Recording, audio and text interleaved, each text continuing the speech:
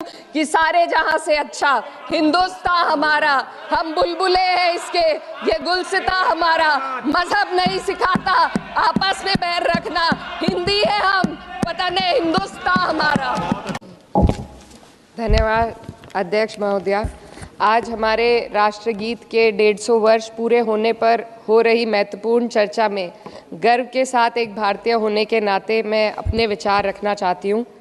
सदन में इतिहास को तोड़ मरोड़ कर पेश करके फिर से मुस्लिम तुष्टीकरण के नाम पर भारतीय मुसलमानों को कटघरे में खड़े करने की कोशिश की जा रही है, लेकिन मैं सदन में बताना चाहूँगी कि हम भारतीय मुसलमान जिन्ना के आह्वान को ठुकराकर अपने इस प्यारे वतन की मिट्टी के साथ मजबूती से जुड़े रहे। हमने महात्मा गांधी, बाबा साहब डॉक्टर भीमराव अंबेडकर, रविंद्रनाथ टैगोर जी, सुभाष चंद्र बोस जी, मौलाना अबुल कलाम आज़ाद, अशफाक उल्लाह खां साहब के विचारों को अपनाया। हम भारतीय मुसलमान इंडियंस बाय चॉइस हैं, बाय चांस नहीं। वंदे मातरम के किन छंदों को राष्ट्रगीत के तौर पर अपनाया जाए, यह फैसला सर रविंद्रनाथ टैगोर और सुभाष चंद्र बोस जी जैसे नेताओं के परामर्श के बाद हुआ। क्या अब हम उन महान नायकों की समझ पर प्रश्न चिन्ह उठाएंगे, उन्हें देश को बांटने वाला और तुष्टीकरण करने वाला कहने का पाप करेंगे? उन महान हस्तियों ने वंदे मातरम के उन छंदों को अपनाया जिन्होंने देश के हर वर्ग, हर धर्म के मानने वालों को एक सूत्र में पिरोने का काम किया। और मैं एक घटना आप लोगों के सामने रखना चाहती हूँ। वर्ष 1998 में उत्तर प्रदेश सरकार के मंत्री रविंदर शुक्ला जी ने स्कूलों में राष्ट्रगीत को गाना अनिवार्य कर दिया था, लेकिन तब के तत्कालीन प्रधानमंत्री अटल बिहारी वाजपेयी जी ने, जो उस समय लखनऊ के दौरे पर थे, उत्तर प्रदेश सरकार के इस फैसले पर नाराजगी जताई और यूपी सरकार ने राष्ट्रगीत को अनिवार्य करने वाले मंत्री को बर्खास्त कर दिया था। अब मैं सत्ता पक्ष से सवाल करना चाहूंगी,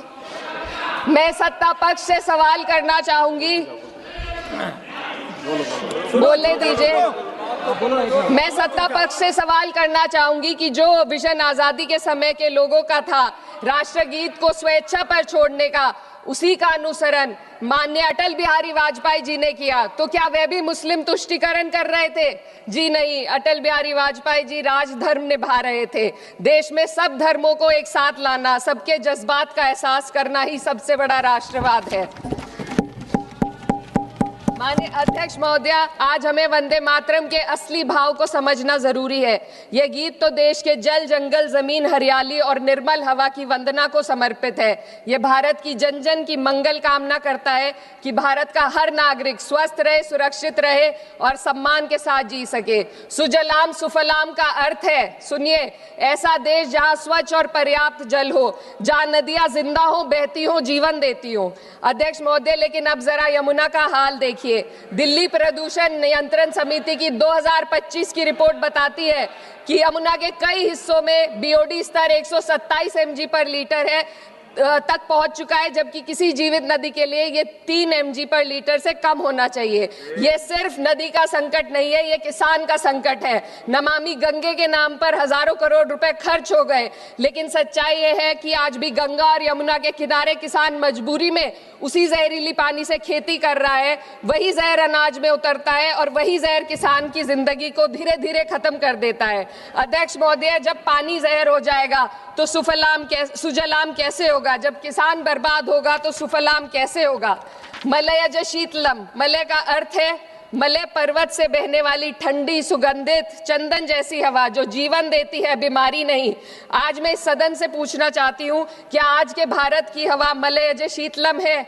नहीं अध्यक्ष जी, बस संसद से बाहर कदम रखिए, एक गहरी सांस लीजिए। ये चंदन की महक नहीं, ये जहर है जो आपके हमारे फेफड़ों में उतर रहा है। दुनिया के 20 सबसे प्रदूषित शहरों में से 13 भारत में है। दिल्ली की हवा में सांस लेना मानो रोज 20 सिगरेट पीने जैसा हो। भारत हर साल सर्दियों में जहरीली हवा के प्रकोप में घिर जाता है, AQI गंभीर स्तर पर आ जाता है, ठंडी हवा का सपना अब gas chamber, ma'am 2 minutes, gas chamber की हकीकत बन चुका है। हम वो देश हैं जहां सरकार प्रकृति पर बने गीत का मान मर्दन तो करती है, पर उसी प्रकृति, जंगल, हवा, पेड़ को बचाने वाले कानूनों को धीरे धीरे खुद ही खत्म कर रही है। ये है आज के हमारे मलयज शीतलम की अफसोसजनक सच्चाई। अगर हम हवा को साफ नहीं कर पाए तो न सुजलाम बचेगा न सुफलाम बचेगा। माननीय अध्यक्ष महोदया, सस्य श्यामलम का अर्थ है ऐसा देश जहां उपजाऊ जमीन हो, जहां खेत फसल से भरे हो और किसान कर्ज और निराशा में न डूबा हो। आज किसान सिर्फ मौसम से नहीं लड़ रहा, वह प्रदूषण, नीतियों की बेरुखी और सिस्टम की नाइंसाफी से लड़ रहा है। एक तरफ कॉरपोरेट के लोन माफ होते हैं, दूसरी तरफ किसान को उसकी वाजिब MSP भी नहीं मिल पाती है। आप ग्लोबल सुपर पावर बनने की बात करते हैं, लेकिन हमारी पर कैपिटा इनकम दुनिया में 136वें नंबर पर है। हम अपने छोटे पड़ोसी देश से भी पीछे हैं। हमारे लोग $2,500 तक भी नहीं कमा पा रहे एक साल में, और जिन अरबपतियों की ये रक्षा करते हैं वो इतना पैसा 1 सेकंड में कमा लेते हैं। आज वंदे मातरम को बुनियाद बनाकर राजनीति की जा रही है, लेकिन जमीन पर जंगल पूंजीपतियों को सौंपी जा रही है, आदिवासियों को उनके घरों से उजाड़ा जा रहा है। मातरम में जो मात्रा माता है वे सिर्फ मातृभूमि की वंदना नहीं, वे इस धरती की हर नारी, वे इस देश की हर बेटी, हर महिला के सम्मान की बात भी करता है। लेकिन आंकड़े अगर आप देखेंगे, NCRB की हाल की रिपोर्ट के अनुसार, मैम जसवंत के अनुसार देश में हर वर्ष लगभग 30,000 से अधिक बलात्कार हो रहे हैं, यानी एक दिन में 80 से अधिक महिलाएं यौन हिंसा का शिकार होती हैं। और ये सिर्फ दर्ज मामले हैं।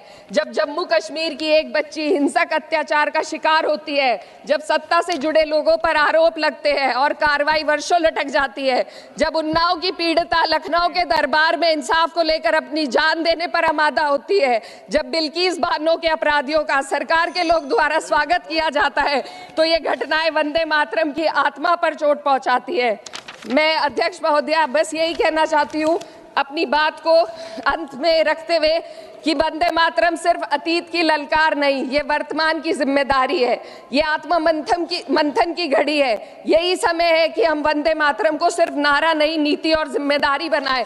और अपने जज्बात को मैं आलमा इकबाल साहब के तराना हिंद के साथ इस सदन में रखना चाहती हूँ कि सारे जहां से अच्छा हिंदुस्तान हमारा, हम बुलबुले हैं इसके, ये गुलसिता हमारा, मजहब नहीं सिखाता आपस में बैर रखना, हिंदी है हम, वतन है हिंदुस्तान हमारा।